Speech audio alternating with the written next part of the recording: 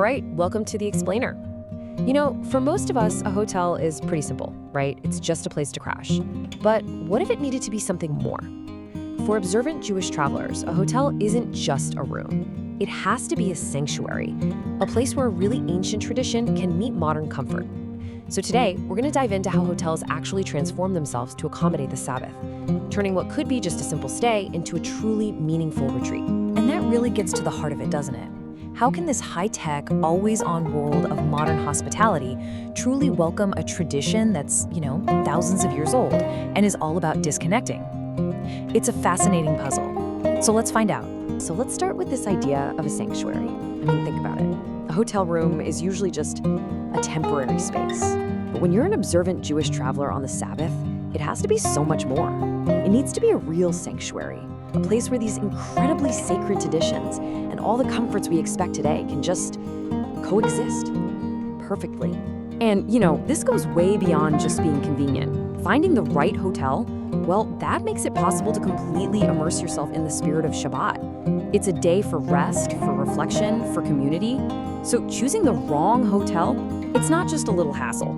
It can actually break that entire spiritual experience. The stakes are pretty high. Okay, so what does Shabbat-friendly actually mean? It sounds like a marketing buzzword, but it's not.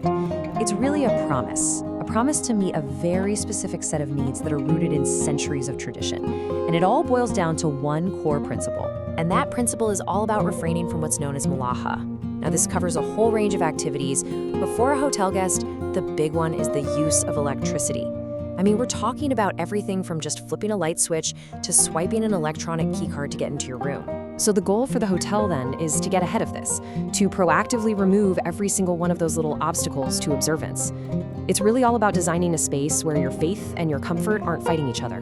Instead, they work together, so you can fully immerse yourself in that rest and spiritual reflection. All right, so now that we've got the why down, let's get into the what. What does this actually look like?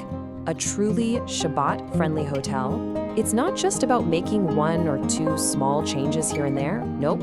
It's about a whole comprehensive checklist of essential features. And number one, right at the top of the list, is kosher dining. And listen, we're not just talking about kosher-style food. This is the real deal. It means having a super strict certification, something like Kedassia, which guarantees that every single part of the food, from the ingredients they use to how it's prepared, is just meticulously supervised. It has to meet the absolute highest religious standards. Okay, so beyond the kitchen, the actual physical design of the hotel is so key. We're talking about clever solutions, like having lights on timers so you don't have to touch them, or special Shabbat elevators that just stop on every single floor automatically, even things like preset thermostats. And you gotta understand, these aren't just little conveniences.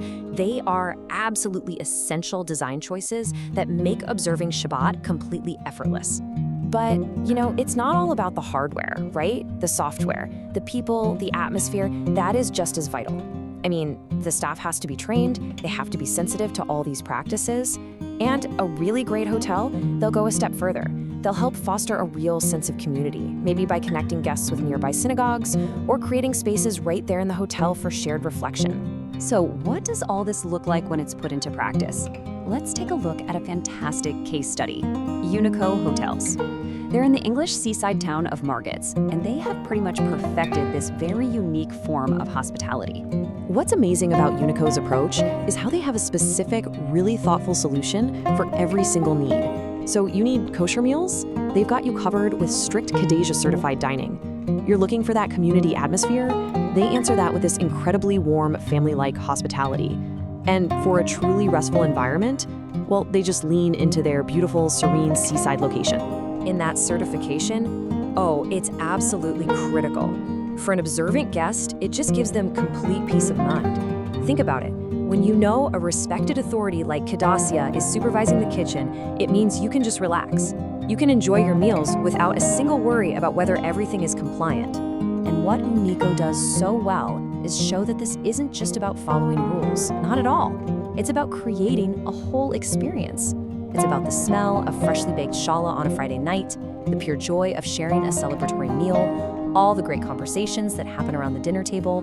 They've turned dining into a central, wonderful part of the Shabbat celebration.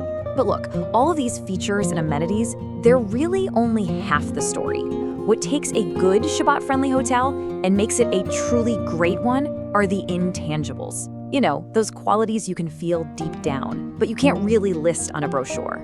And this really gets at a fundamental difference in philosophy. I mean, any hotel out there can offer you a place to stay, right?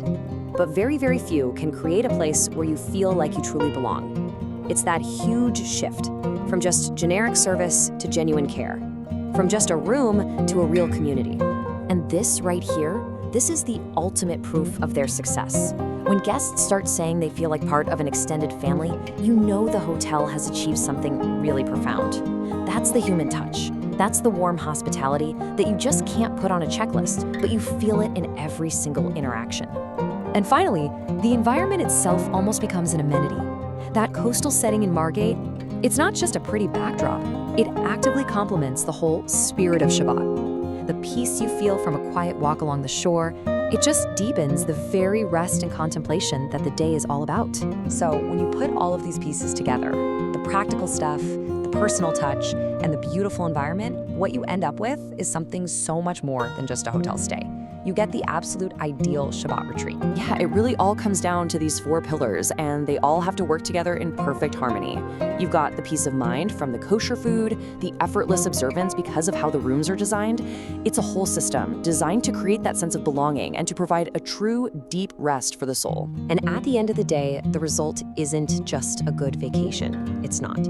For these guests, it's this profound sense of spiritual and personal fulfillment. It's that feeling of being truly, deeply renewed by getting to honor tradition in a space that's full of comfort and community. And that really leaves us with a final thought to chew on. In this crazy, always-on, hyper-connected world we all live in, what if genuine hospitality isn't really about adding more and more amenities? What if it's actually about creating the space for what we truly need? You know, rest, community, and tradition. Thanks so much for joining The Explainer.